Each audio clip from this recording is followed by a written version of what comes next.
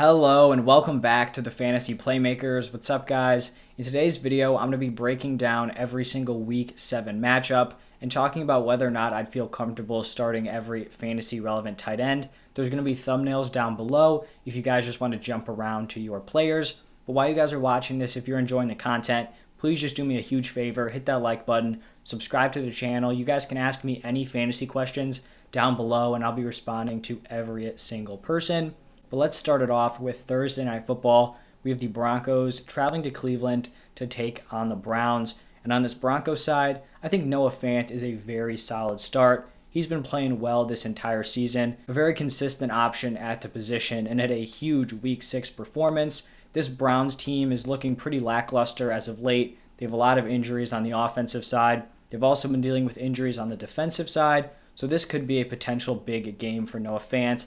On the Browns side, I just don't trust any of these guys. David Njoku has had 2 huge games. Then he's basically done nothing, the rest of the weeks. So Njoku and Austin Hooper are both going to be sits. Plus Baker's pretty banged up right now. So I just don't really trust anyone on this offense. Maybe besides Odell Beckham, but even he's a little bit risky. Then on to Sunday, we have the Panthers taking on the Giants. There's not a lot at the tight end position in this game. You've got Tommy Tremble on the Panthers. I think he's a sit. The team obviously really likes him because they did trade away Dan Arnold, and they have been getting Tremble a lot of touches near the goal line, but just not enough volume for you to actually want him in your lineup. And then on the Giants side, Evan Ingram is a sit. He really hasn't done much this year. Even though there have been injuries at the wide receiver position, he still hasn't been able to step up, so he's a sit. Then in a divisional matchup between the Jets and the Patriots, the Jets really have nothing to offer here with Ryan Griffin or Tyler Kroft.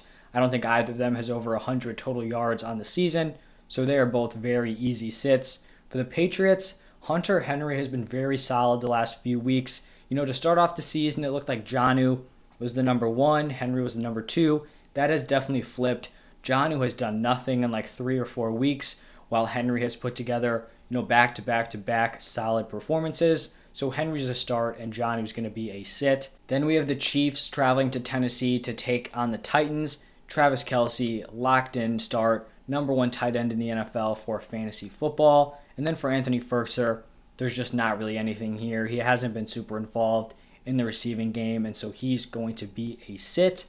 Then we have the Washington football team traveling to Lambeau to take on the Packers. For the Washington football team, Logan Thomas is on the IR, and I was kind of expecting that position to just kind of be a dead zone. Like, you really wouldn't want to be involved in it. But in 2 games, with Logan Thomas out, Ricky Seals-Jones has put together 2 solid performances, so I am going to be listing him as a start here. And those were in performances where Taylor Heineke did not play well, so I do think, he's a fringe start if maybe your tight end is on bye.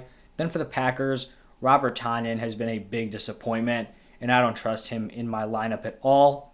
Then we have one of the better tight end matchups of the week with the Falcons and the Dolphins. I think both of these tight ends here are solid starts with Kyle Pitts and Mike Gesicki. Pitts finally had his breakout in Week 5. Then the Falcons had a bye in Week 6. But I think he can continue to build on that performance. On the other side with the Dolphins, I was a little bit concerned about Gesicki with Tua coming back because to start off the season, I don't even think Mike Gesicki recorded a reception in Week 1 when Tua was the starter. Then he kind of started to have his big games with Brissett, but Gesicki put up a very impressive stat line with Tua here in Week 6, so I think he is a solid start moving forward. The next matchup here is between the Bengals and the Ravens. On the Bengals side, CJ Uzomah has definitely showed some flashes of being a solid tight end. There's just not enough consistency there or volume for me to want to start him in my lineup, so he's going to be a sit. On the other side, Mark Andrews is a locked-in easy start in your lineup. Then we actually have a little bit of a stretch here of solid fantasy tight ends.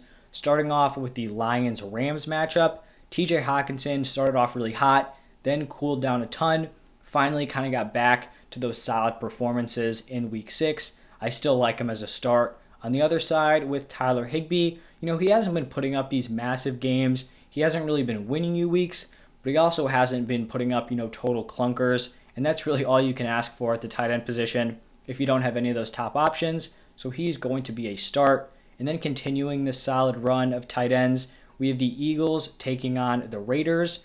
Dallas Goedert is definitely a much more viable fantasy play now that Zach Ertz has been traded. He is the clear tight end one. He's not going to be splitting time anymore, so I like him even more going forward. Then for the Raiders, Darren Waller, I mean, there's no question he is in your lineup. Hasn't been putting up these insane performances since week 1, but still just been a very solid guy. Even if he hasn't been getting into the end zone, he still has that volume, and that's definitely what you're looking for at the tight end position. Here in this next matchup, we're back to some of the rougher tight end options. The Texans Cardinals game. On the Texans side, I just have no interest in Jordan Akins. The only Texans player that I want to be starting is Brandon Cooks. For the Cardinals, Zach Ertz did just get traded there. I do actually have him as a sit this week. I just kind of want to see what this offense is going to look like with Ertz.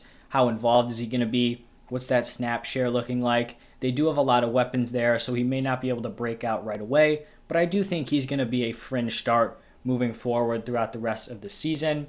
Next matchup here is the Bears taking on the Buccaneers. On the Bears side, I'm going to be sitting Cole Kmet.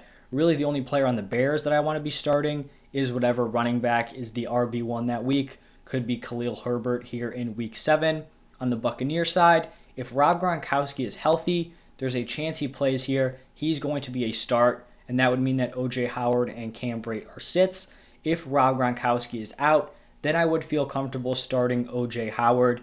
Maybe your tight end's on bye, or you just kind of have a hole at the position. O.J. Howard would not be the worst start in the world. Then on Sunday Night Football, some more rough tight end options here with the Colts and the 49ers. Jack Doyle just hasn't had that consistency or volume this season. Then for the 49ers, George Kittle was barely involved in this offense, and so now you're telling me you're going from George Kittle to Ross Dwelley. I do not want to be touching Dwelley in my lineup at all. Then in the final matchup of the week, it's the Saints traveling to Seattle to take on the Seahawks, and there's nothing really going on in this game either. On the Saints side, Juwan Johnson has showed some promise as a red zone threat, but this Saints offense isn't high-powered enough to really be relying on that on a week-to-week basis. And then Adam Troutman just really has not done much. On the Seahawks, if you're super desperate, Gerald Everett could be a potential play, but I still don't trust him with Geno Smith in there. If it was Russ, it may be a little bit different, but there's just not going to be a lot of volume for really any of these weapons, and the guys who are going to get those receptions first, it's going to be DK Metcalf and Tyler Lockett. But that is going to wrap it up for my Week 7 tight end start sits. It's definitely rough this week with these 6 bye weeks. Hopefully you guys are able to power through and kind of fill the void at that position. If you guys enjoyed the video, please just hit that like button, subscribe to the channel, let me know your thoughts down below.